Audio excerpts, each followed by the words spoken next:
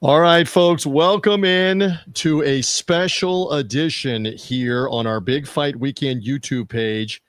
It is not often that we get to celebrate such an epic fight, an epic final round with a guy who was right there. This is the 20th anniversary of the 2005 first fight with Diego Corrales and Jose Luis Castillo. I am merely the somewhat competent host, TJ Rives, the guy that you are wanting to hear from and see here on this exclusive YouTube video is Big Dan Rafael, our insider. Fight Freaks Unite is his Substack and his newsletter.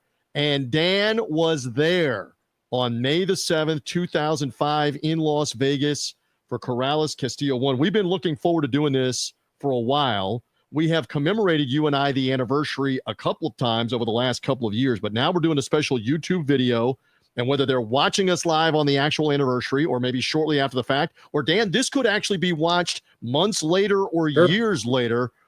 I can't believe it's been 20 years, but it's been 20 years. We're pumped to relive it. How are you? Good evening. I picked out a special baseball hat for tonight, TJ.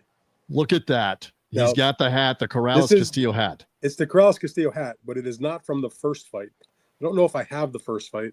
This is actually from the rematch, which was in October of 2005, several months later, but it still says Corrales-Castillo. It's got the date on the back, so I knew it was the rematch. You know, later on in the program, we were supposed to do show and tell, but Big Dan's already doing show and tell in the first 2 minutes of the show. We will do that later about this fight. All right, so thank you for finding us. Make sure that you subscribe, hit the like button, comment on the video. You see Dan, preening and primping in front of the camera. If you like what you see here, subscribe. Help us out. Also, share the show out. We've just put it out socially here where others will be able to find it on YouTube as we continue to grow our YouTube page with special situations like this here in the recap mode of an anniversary of a tremendous fight. So we're going to go completely through it and why it's such a big deal and why it still resonates over 2 decades later now here on the program. But again, stay engaged with the YouTube channel. Yes. I wonder if anybody who's watching might put in a comment or question. If any of the folks that are there were they at the fight? Did they watch it live? Tell us in the comments. If you were there in specific, you'll go to the front of the line. If you remember watching this and you have some comments, send some comments. We'll see those. But also after the fact, Dan, as we keep saying this, you can comment on the video down below it, and we will see those comments, interact with the video. That helps with the algorithm. So if you remember this fight, if you love what we're doing, comment, react. That helps us out here as well. So again, it's the 20th anniversary. They'll see some great memorabilia from this fight. Again, a fight that Diego Corrales somehow, I don't know that it's ever been adequately explained how. He just did. He amazingly, after being down, not once, but twice in the 10th round, reversed the situation and became the unified lightweight champion of the world in as stirring and epic a turnaround in a single round as you're ever going to see in a championship fight. That's what this fight is known for. But I guess let's begin at the beginning, which is the setup. You were there, and this was a tremendous fight before that 10th round as well. So go ahead and start us off. Yeah, as I have said numerous times, it was already an all-time great fight before round 10. It was then round 10 that made it the legendary. It went from being an all-time great fight to the greatest fight maybe ever in the history of boxing since video was invented. I mean, we didn't see fights prior to video, obviously, but in the video age, there's a lot of great fights, plenty of tremendous action battles. You can talk about the Thrilla in Manila, various fights involving Matthew Saad Muhammad or Arturo Gatti, and plenty of great action fighters, Hagler and Hearns, etc. But for my money, and I've watched all those fights, maybe I'm biased because I was, sitting 6 feet from the ring, but I'm certainly not the only person that was there or watched it that agrees with that. I mean, I just saw a post from our buddy Al Bernstein on his social media saying in the 45 years that he has announced boxing matches that this was the greatest fight he'd ever been to in person.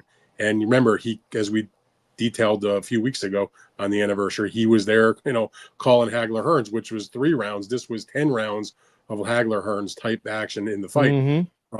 So you said about the great ending, the epic comeback from Corrales in the 10th round. But again, before that happened, rounds 1 through 9 were already sick. I mean, the just amazing fights, amazing rounds that had happened before that, like not a single dull moment. And then suddenly you get to round 10 and to have the most dramatic comeback from Diego Corrales having been down 2 times. I submit to you, TJ, it's not only the greatest comeback in boxing history, it's one of the most dramatic and greatest comebacks ever in the history of sports, whatever sport you pick, boxing or otherwise. So that's my view. It was the fight of the year for 2005, obviously, consensus. It was the fight of the decade, obviously. Showtime televised boxing for 37 years, just ended up, a couple of years ago. It's the greatest fight of all the, many fights that they showed over all those years, many fights. You just don't find a better, more dramatic fight. They had a second fight, which did not live up to it. The third fight was canceled because of Castillo's weight problems. But the first fight will live forever.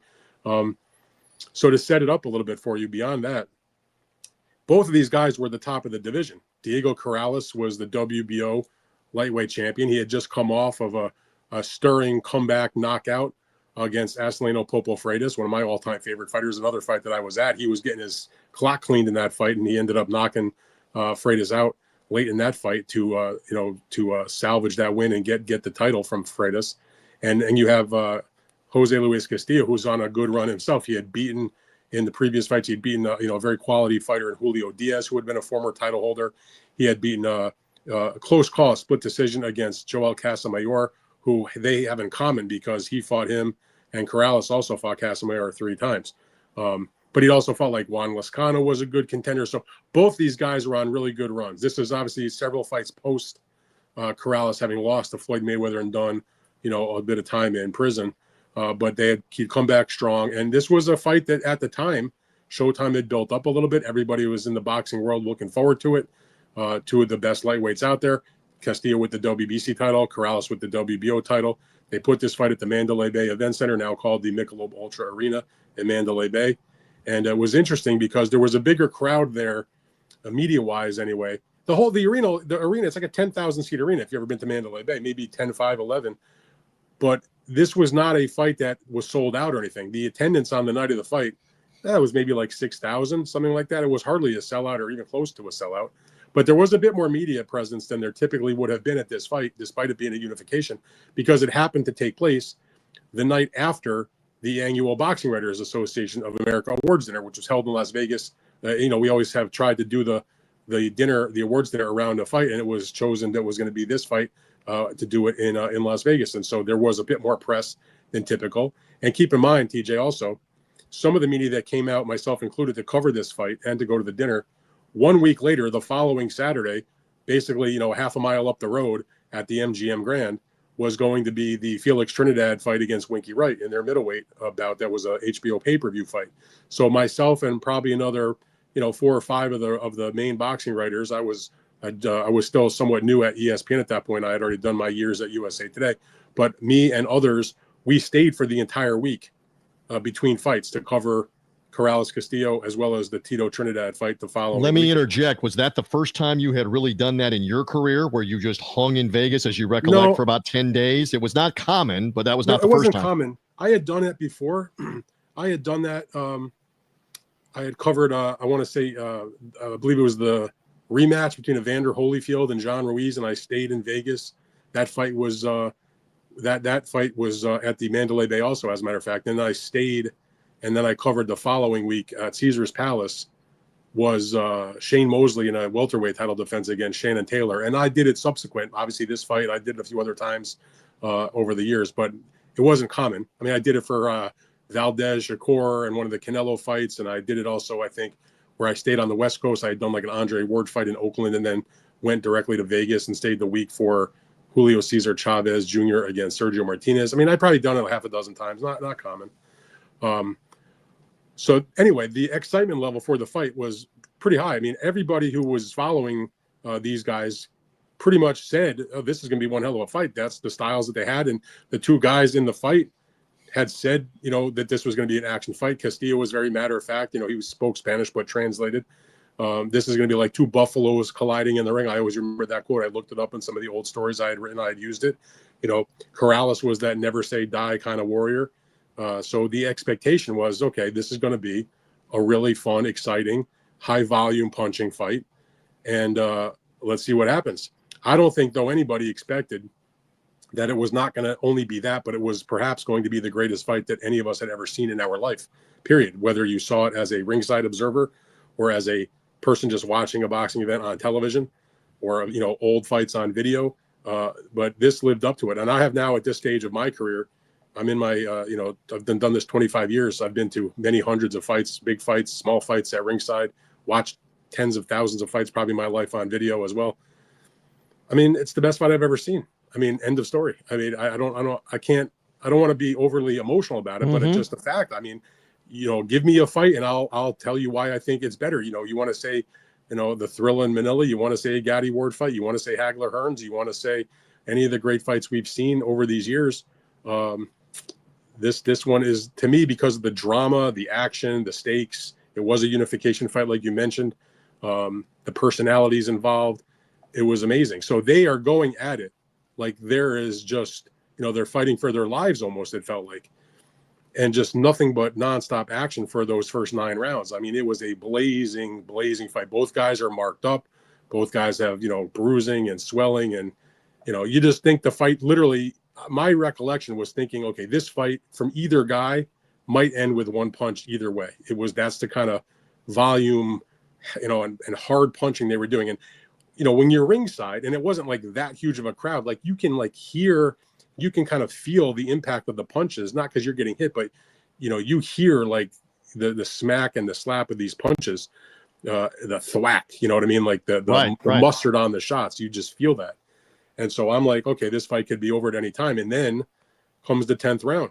And Corrales gets dropped with a massive left hook. You're like, okay, the fight might be over. He's, the mouthpiece came out when he got knocked down. Tony Weeks was the referee at that time, one of the best referees in boxing, one of the top 2 or 3 guys in the world in my mind. He calls a timeout. They quickly have it rinsed out by Joe Guzan, who was Chico's trainer.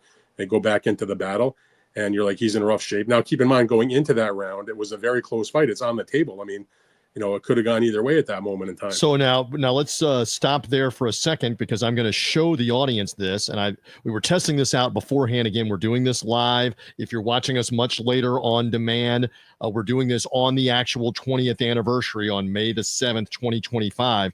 But that night, you were also part of the Showtime broadcast as one of the unofficial judges. And I'm showing this to the crowd. So I'll explain that a minute. They put it up on the screen through 8 rounds that all 3 of you unofficial judges had this as a close fight. So explain how you came to do that. And this just reinforces that headed to that 10th round, it could have probably gone either way. Go ahead. Yeah, so back then, Showtime, they didn't have their version of Harold Letterman. So they decided that they would pick 3 members of the media on the night of the fight, if they would submit their scores. Like, we all score the fight as it goes. And so they asked me. I said, okay, I'll do it. They asked Tim Smith, who at the time was the boxing writer for the New York Daily News. And they asked Dougie Fisher, who currently is the editor-in-chief of the Ring magazine. But back then, I believe he was still working for the old boxing website, Max Boxing, which was where he was well known for, and for his work. So the 3 of us were that unofficial judging panel. And so during the course of the fight, they would put it up, the graphic with our scores every few rounds. So I grabbed the screenshot after round number 8, I believe, where I had Castillo, if I'm not mistaken, I had him ahead 77 to 75. 75, right. You were 2 up, and the other 2 had the fight even. Right. So we were all in that ballpark. Now, keep in mind, when the 10th round is happening, if you take a look at the cards about how the fight was at that moment in time, I'm looking at the scorecards here. You had Diego Corrales is trailing on 2 scorecards. He's down 87-84. The official cards. I'm sorry, take that back. Yeah, no. If on the official cards at the time of the knockout, so that would have been through the 9th round. It was obviously still a very close fight, but the way that the official scores were, it was let me double check here. It was 87-84 Corrales, 87-84 Castillo, and 86-85 Corrales. So he was slightly ahead on one of the 3 cards, in the fight rather. 2 of them, yeah. But he had 2 knockdowns. So even if Corrales had survived, after he survives the 2nd knockdown, if it goes on for the rest of the fight, it's going to be that's a 10-7 round because he got dropped twice. So he's going to be behind after that. But it didn't happen because about what just happened after that first knockdown where he gets the mouthpiece replaced. They go back into the battle, and Castillo drops him again with another series of punches, including another left. And now this time he kind of takes out the mouthpiece. I think maybe it was like a habit, maybe to get some air. I mean, I think he was too messed up to be thinking he's like trying to cheat. His mind, I don't think, was working like that. But again, he survived. He was able to beat the count from Tony Weeks barely. I think he got up around 7 or 8 or 9, but it was like he was in a rough shape. But Tony Weeks, he did the only thing that the referee can do in that position. He ended up giving Corrales a little bit of extra time, but he had no choice. He had to replace the mouthpiece for that infraction. And so then very famously, while he's having the mouthpiece replaced by Joe Goosen in the corner after he penalized him at one point, it's the classic line, and it's on the Showtime audio.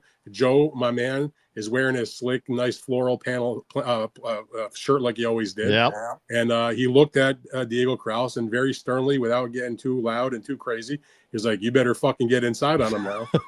That's the only way we're going to win after we've been down twice here in this round. Oh, and within like it the next 10 just seconds, adds to the lore, doesn't it? That moment. And that's exactly what happened. Diego Corrales got inside on him and started rattling Jose Castillo's head around. He clipped him with some massive shots, including a left hook, which was the telling shot, as referees like to talk about, where his eyes went up in his head and his neck was all rocking and rolling. And at that point, Tony had no choice but to step in and stop him because he wasn't throwing anything back, and he was about to get severely hurt. He's caught on the side of the eye, and they called the fight, and Corrales had scored an absolutely miracle comeback. He unifies the titles. They're going absolutely crazy in the ring.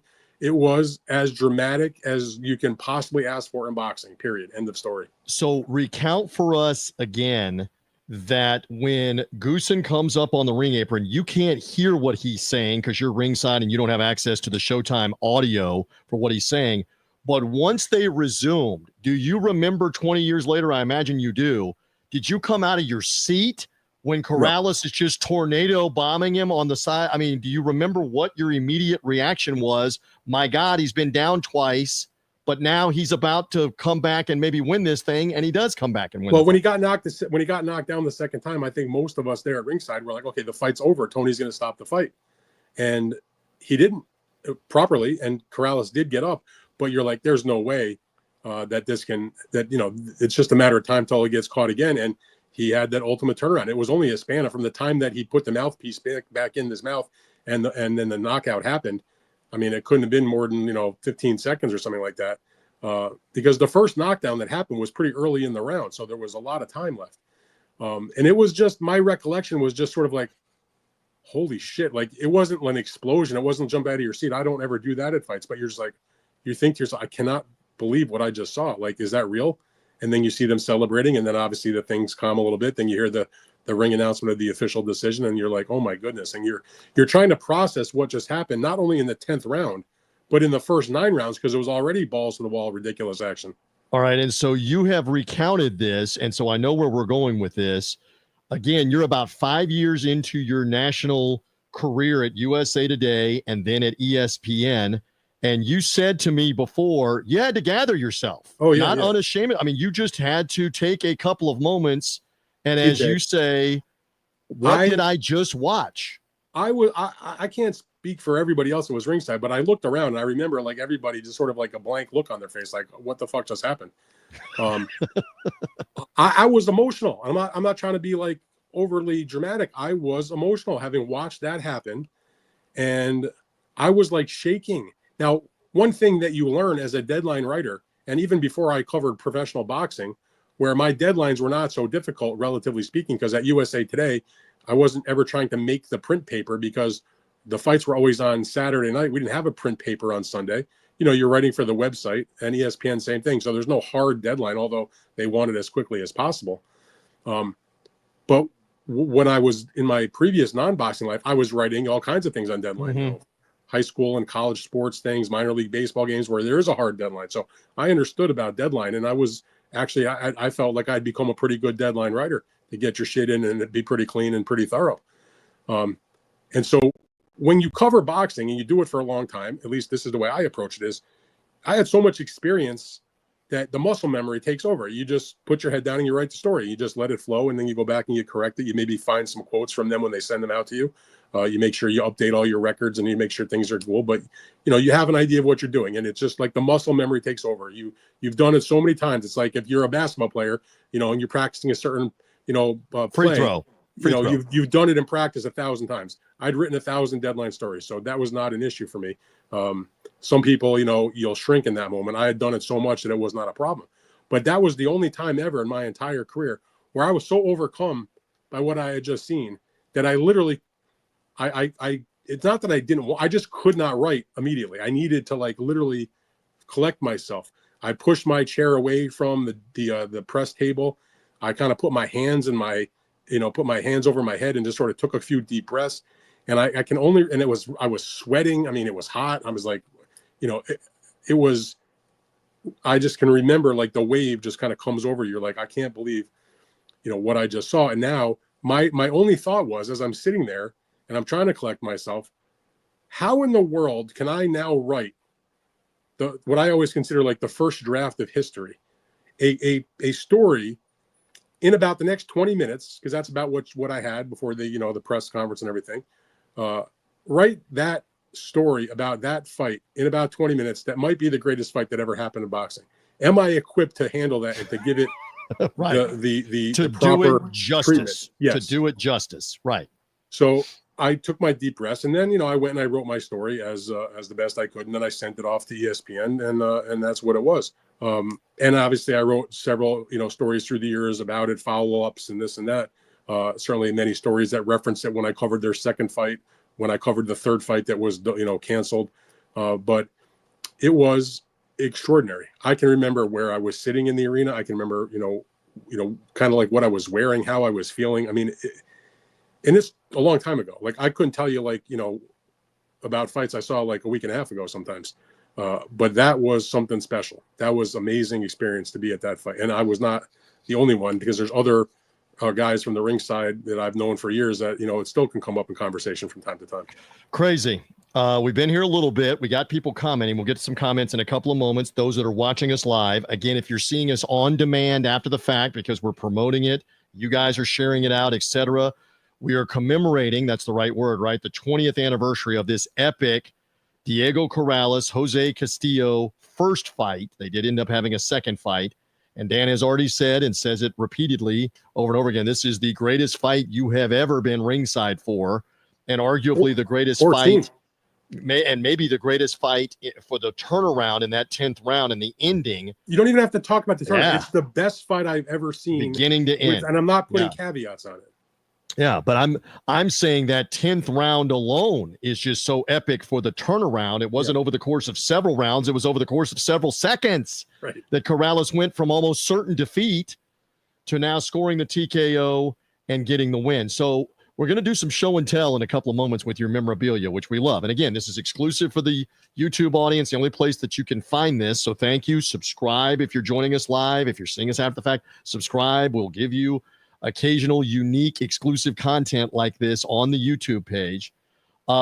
Recount after the fight, and recount, as you already explained earlier, that you were spending the week anyway in Las Vegas, what you ended up doing, and you ended up getting to rewatch the fight with Chico Corrales. Go ahead. So for the fight, the fight took place at Mandalay Bay, as I mentioned, and so I stayed at Mandalay Bay, as did most of the other reporters.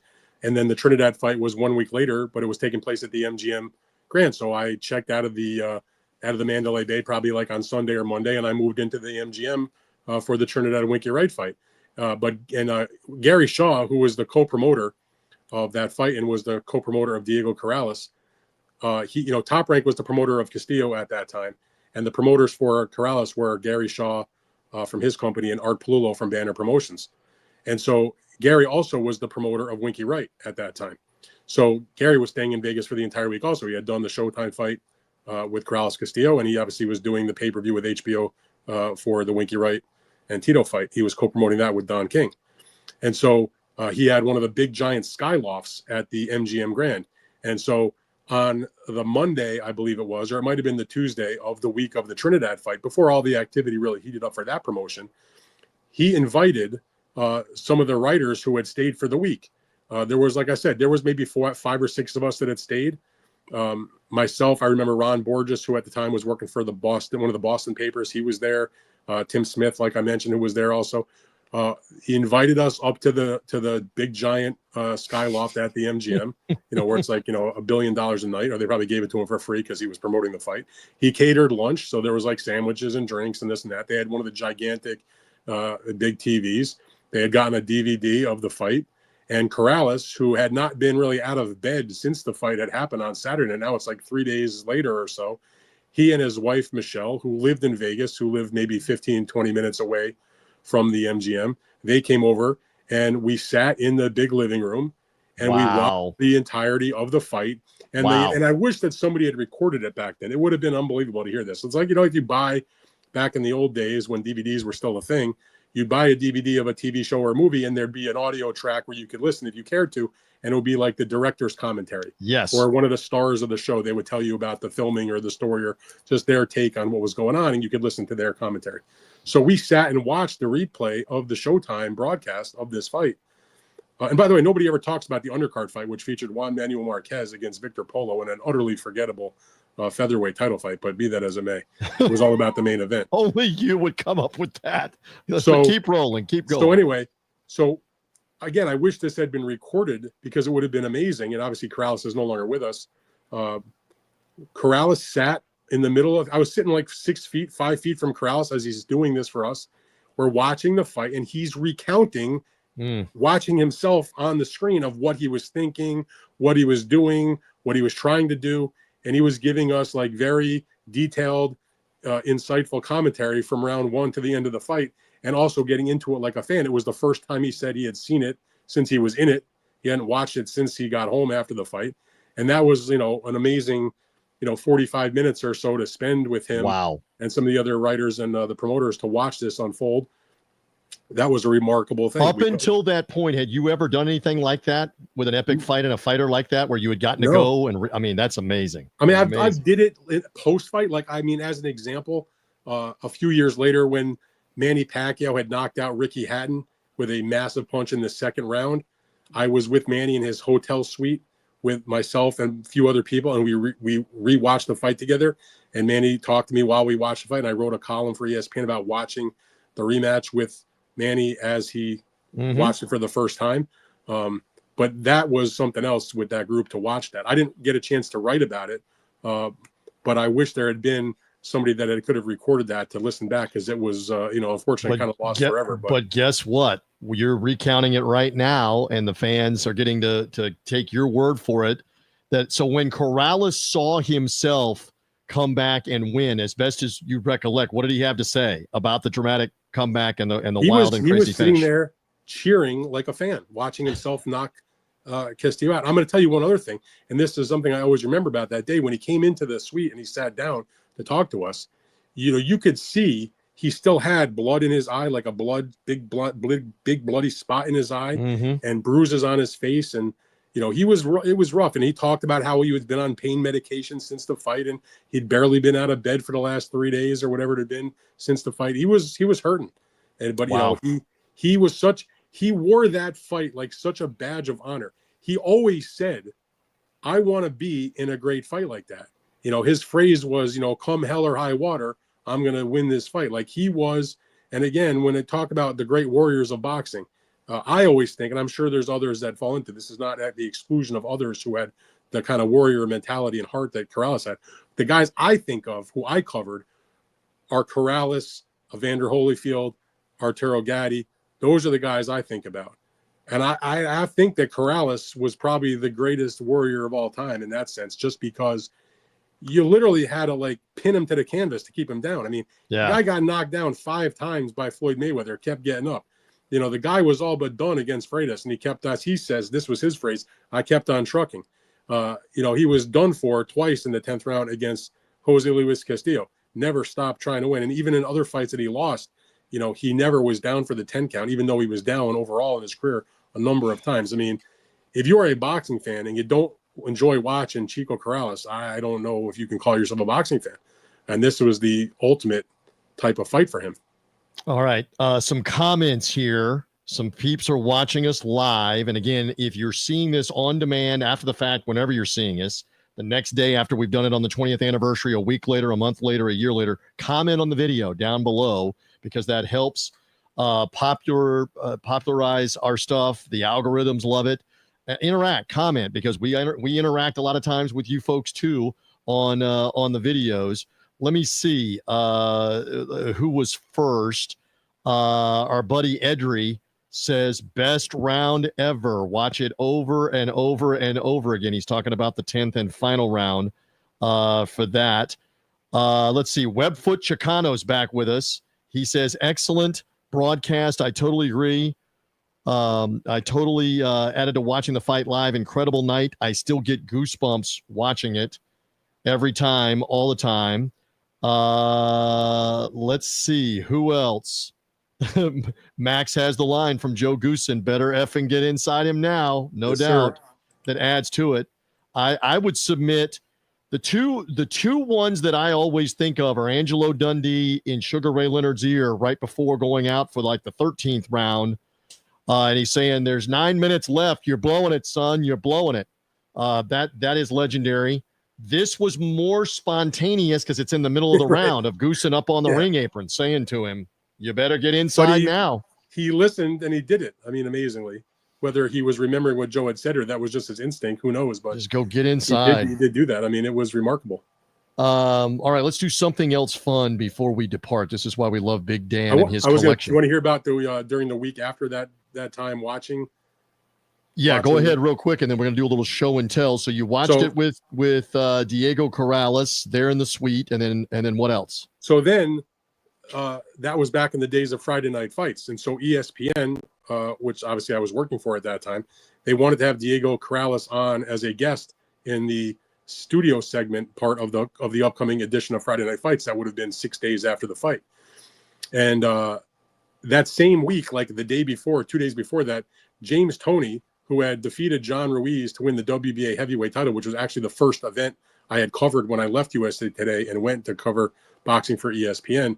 He had failed a drug test, which was a huge deal. He was tested positive for like a hardcore steroid and was being stripped, or he was going to be stripped of the WBA heavyweight title. It was a big news story.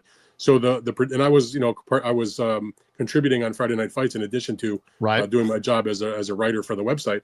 So the producers of Friday Night Fights knew I was in Vegas for the weekend. They called me up and like, listen, we have only one crew in Vegas, but we want to have you on the show to talk about what's happening with James Toney and the stripping of the WBA heavyweight title. We're going to be at Diego Corrales' house. As I mentioned, he only lived a few minutes away from the strip. Could you go to his house and we'll do this segment with Diego, and then we'll have you come on and we'll do the report with you about James Toney. I was like, that sounds fine as long as it's okay with them, no problem. So I called Diego's wife, Michelle, and I explained to her what was going on. She's like, yeah, no problem. Come on over. She gave me the address. I took a taxi from the MGM, 15 minutes, probably maybe 20 minutes to their house. This is pre-Uber, kids. He had to get in a cab in 2005, 20 years ago. Go. No Uber. And so I went over to their house. They lived in I want to say in Henderson, which was a nice area right outside of Vegas. They had a beautiful home in a beautiful neighborhood.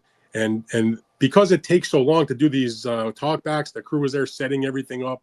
They had to do the lighting. They had to do this, had to do that. And the show was going to, then they were going to tape the show. I don't think they were doing it live. And when they were done, I was going to basically go stand in the street outside their house and do my report on James Toney. But it took a few hours to get everything squared away. So there I am hanging out at Corrales' house, and it's his wife is there. Our crew is there. Diego's mother-in-law was there, I guess. And she's like cooking lunch. And so I'm hanging with Corrales. And this is like the early days of HD TV, like high definition television. Not everybody had it. I had seen it maybe once or twice. He had a beautiful HD TV. He takes me up into his trophy room where he had all of his amateur trophies and all of his world title belts and some great photographs from his early days as an amateur as well as a young professional. And he says, I'll never forget this either. He says, "Have you ever seen HD TV?" I said, to be honest, I might have seen it once or twice, but I don't really know what it's all about. He's like, I'm going to show you. So we sit down on these, it's like a movie room almost. It wasn't that big, but they had the nice comfy chairs if you were going to have a theater room. And so it was basketball playoff time.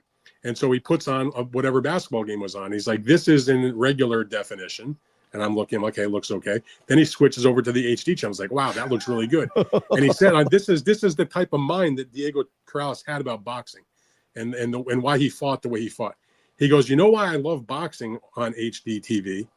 Because when you have it on HD, you can see every speck of blood. It's so bright, it's so shiny, it's so clear. And that's what he was all about. He liked the blood and guts fights, both to watch them and to be in them. That's the kind of guy he was. So again, that was a very big thing. I spent hours at his house with him and his family. We talked about the fight, just shooting the shit. They did the talk back. Wow. You know, he did it with ESPN, and I went outside and basically stood in their, right in front of their driveway, basically, and then did my report for the show on James Toney. But to be able to spend the time with him after the fight, to watch it back with him a couple of days later in the suite with the other writers, and then a few days after that, go to his house and have hours with him after this fight, still fresh in his mind from a few days earlier, was a very unforgettable time in my boxing writing career. Amazing to have been able to do that. This is why you are who you are, to have been right there for all that. By the way, they did fight again. Alaska Bo, our buddy, checks in and he says, Dan, did you cover the rematch? And I did. Of course, the third fight fell through. A relay for the audience that's just joining us live. You have the hat on from the rematch. That's yes, the sir. Corrales-Castillo hat on from the rematch. Just recount real quick about the rematch. And then we obviously want to do a little show and tell before we're done. Go ahead. So like you were talking about, this first fight was on May 7th of 2005. They fought the rematch on October 8th of 2005. It was a very quick turnaround, especially after such a brutal fight. I remember at the time, a lot of people were sort of like, are you sure you should be doing this so quickly after that first fight? I mean, relatively speaking, that's pretty quick, particularly given, the violence that was unleashed on both of these men in that first fight. But they did, in fact, do the fight instead of being live on Showtime at the Mandalay Bay. They did the second fight live on Showtime pay-per-view. They put it at the Thomas and Mack Center in Las Vegas. And that was the one where there was a lot of controversy because Jose Luis Castillo dramatically missed weight. It was a 135-pound weight limit. They're still doing it for the title. But Castillo came in 3.5 pounds overweight. Wow. And Corrales ended up agreeing to a financial deal to go through with the fight and do it anyway, instead of having to force the fight to be canceled. And he regretted that because in the end, he got knocked out in the fourth round. And blamed the fact that Castillo was so much stronger and had such the advantage. And so that was very unfortunate. He got knocked out. Now, they made the third fight eventually, and I was at that fight also. That was at Thomas and Mack, also hosted by Caesar's Palace. And I can remember in the ballroom where they're having the weigh-in for the third fight, Jimmy Lennon, who was doing all the stuff for Showtime like he always had done for all those years, he's now calling out the weights. This is before there was the ceremonial bullshit. This was the real weigh-in that we were at in the ballroom. And Corrales steps on the scale. He makes the weight, no problem. And then for the third fight, Castillo once again is like, now I think he's like 139.5. He's even heavier for this than he was for the rematch where he blew the weight. And I can remember when he was about to announce the weight, I was standing right in front of the stage, and Jimmy Lennon looked down at me and kind of rolled his eyes and then announced the weight. And I was like, holy shit, he's over again. And at that point, you have Arum and Gary Shaw and the teams are all huddled in the corner, but they've got the partition, and we can't get over to them. And we know there's trouble this time because after what happened the second time, had that not happened the second time, and this was the first time that there was a weight situation, they might have been able to salvage the fight. But Corrales was like, I'm not doing that again. Of course not. Right. Fool me once, shame on you. Fool me twice, shame on me. And he just wasn't going to have it. And he would not fight. I don't blame him. He was way heavy. He had already been knocked out by this man. And so the fight got canceled. And so that was, again, Caesar's Palace. Now I'm going back to my room. I'm doing like interviews on ESPN, and I'm doing this and that. And I'm walking across the lobby of Caesar's Palace to go to the elevator to go to my room. And I see this group of guys. There was maybe 4 or 5 guys, young guys, probably in their early 20s, who see me. They had recognized me from being on ESPN, and they were very excited to be there for the fight. And they came over like, hey, what about the fight? You excited? What happened at the weigh-in? This and that. We just landed. I'm like, guys, I hate to tell you this. They were coming from Vancouver to go to attend the fight. Wow.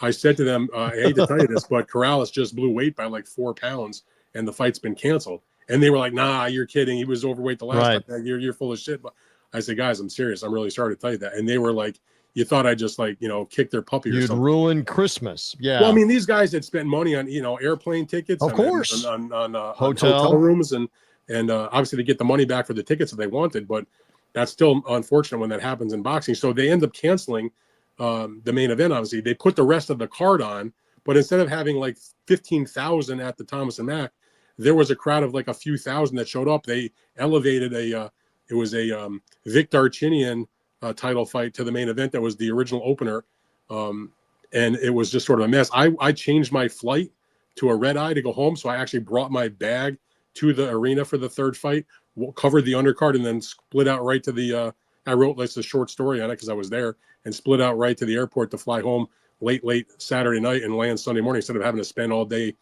flying on Sunday and not getting home till late at night. So that was just a complete disaster. So the second fight got fucked up because of the wait. The third fight got canceled. The third fight had also been delayed because there had been a rib injury. So it was now on the second time that it had been canceled, or postponed, however you want to describe it. And so the rivalry between those guys was a complete disaster and mess, other than the first fight, which will obviously go down in the historical manner that it has gone down. Tremendous fight, obviously. All right, let's do a little show and tell. I love this because you are the king of memorabilia and the Rayfield collection. I often joke for the audience, I don't care when you're watching this, I just want to be the curator someday of the Rayfield collection, of the museum, with all of this. Here is Big Dan's credential from that night. I'm going to take the banner off. There is the actual credential, and I think I can actually even, if I am able to, I can make that the full screen. There it is. That says Dan Rafael, ESPN, for that night. Let me see. I'm going to get you back. There you are. Right. We're both back now on this. There we go with the credential. All right. Now you also distinguished that there was a fight poster. Now clarify, which one are we looking at here for that night, and I'll make it bigger. Which one is that? Is that the actual fight poster, or is that the partition that was kind of in the hotel? Okay, so what that is, that's what's called the Duratran. It's plasticky in the way that it feels. And you see, if you go to movie theaters or you go to hotels, and you see them advertising a restaurant, a show, a boxing match, right? They put it in the light box. And so that's what that was. That poster, Duratran, hung in the main lobby of the Mandalay Bay during fight week. The casino only produces a few of them to put around the property. That is in my collection. I've got many of them. Can we confess how you got that? Did you abscond? I love the word abscond. No. Did you abscond, or how did you get that? That is not my style. I would never have done that. I got that through a perfectly legal means from somebody that I had known for years and years that works at the casino. And it's not like I was taking it. They throw that shit away. Right. They don't keep that. They just it's to them. It's a widget. It's like, next show in, next restaurant in, next this, next that. But for a boxing collector, that's like fucking gold. Of course. So I've had that in my collection since, a few days after the fight when it was sent to me. And that is the Duratran that hung there. Now and if you notice, take a look at the fight poster. Yeah. So I'll go back to the other one for a quick sec. Yep. I want to point something out that was an error. The editor in me can't help but notice this. If you go back to the other one, to the Duratran, see under May 7th, it says Super Featherweight Championship, Juan Marquez versus Victor Polo. Correct. That is in fact a mistake because it was not a super featherweight championship. It was the featherweight championship, but they made a mistake on the interesting error. So now the next one you're showing, which is the fight poster, correct? Correct. That's the official site poster for the fight. Now, if you were at the fight, you could buy a program, which I wrote for the program because a friend of mine produced the program. I didn't give you a picture of the program because it's kind of buried away. I didn't dig one out. But within the program, that poster came but was folded up. It was like, and you could unfold. It was like a bonus if you spent the the $10 or $20 on the program. It came with the poster, but my friend who produced it, as like a limited thing, did a run of about 100 posters that were not folded. So it's very, very scarce. There's only 100 of them. Interesting. That's one of those posters for that fight. And as if you notice on the bottom, they do get the featherweight championship accurate with Marquez and Polo. And we are doing show and tell. And then you also have this. These are trading cards, correct? As I get the graphic off the screen, these are actual trading cards. Am I right? Here from the fight. Right. So there was a series of boxing sets called Brown's Boxing that were produced for a number of years from the mid 80s through the early 2000s. And again, my friend who produced them in the 2001 set, which is I was looking at earlier because I was pulling these out to take the photo earlier today because I knew we were going to use them on the show. Tremendous set, really filled with all the stars at the time. But these are the rookie cards of Corrales and Castillo in that set. It's a beautiful set. I wrote the backs card backs where you see all the material, all the information about the fighters. I wrote the backs for that set, so I obviously have a few of the sets in my collection, and it's got the Klitschko brothers and Corrales and Castillo and Roy Jones and Shane Mosley and Lennox Lewis and James Toney and Popo Freitas and Casamayor and just all the great stars of the time for the most part. But those two, I think those are fantastic pictures in this set. You take a look at Kurt Castillo, is a little bit busted up if you look on his eye. Those are their rookie cards. And but again, these are trading cards. These are like pocket-sized trading cards. These are not it's like posters. it's the same. Even though they look thing. Huge on our screen, these are trading cards. I just it's exactly the same as like a standard baseball card or basketball card or football card. But it came. You couldn't buy a pack. You had to buy the complete set. Back when they came out in like 2001, you could go and buy the set. I think the set might have cost $29.95 or something like that. It was like a 90 card set or 85 card set, and it was tremendous. All right, let's wrap it up. What else? Would I send you anything else? What else did I send you? I think that was pretty much everything that you sent sent you the bout card. I don't think I have that, but okay. I mean that's phenomenal for the collection. What else did we leave out, if anything? Obviously, Chico Corrales later died DUI on his motorcycle not long after all of this. The amazing thing about horrible footnote, yeah, it's not around the time he died 2 years to the day. So we're talking about May 7th, 2005, he crashed his motorcycle in Las Vegas. Unfortunately, he was intoxicated a couple of miles away from where this legendary fight took place on May 7th, 2007, and he died that night in that motorcycle accident. Spooky. So the fact that was on the same day of the fight is quite remarkable. And unfortunately, if you take a look at Diego Corrales' career post, obviously we talked about the first fight. He got knocked out in the second fight, as we mentioned. He then lost a very close split decision in a third fight, the rubber match against Joel Casamayor. That was in a WBC lightweight title fight. And then that was in October of 2006. He moved up to welter, all the way to welterweight in April of 2007. So, 6 months later or so. And he got beat up by Joshua Clottey, who went on to win a welterweight world title. And he never fought again after that. He was going through a lot of problems in his life. He was in a beef with the promoter. He was, his marriage was falling apart. He was in financial distress. He owed Joe Goosen money. It was his life was crumbling after the fight, unfortunately. And obviously, he never fought again after the Clottey fight because he ended up dying, just a few months later. Wow. Very sadly, that was, like I said, the Clottey fight took place on April 7th of 2007. He died 1 month later after that fight. I mean, very sad. Now, Castillo, he never again reached the level that he did when he had got that incredible, when he knocked him out in the rematch, although through, sort of cheating because he was overweight and stuff. But he did go on and he had some other bigger fights. He ended up in a big fight with Ricky Hatton a couple of years later. He got knocked out in that fight. I was also at that fight. But he ended up fighting for a number of more years. His last fight was in 2014. So we fought for almost a decade after the loss in the first fight, but he never was the same again. He never achieved another world title.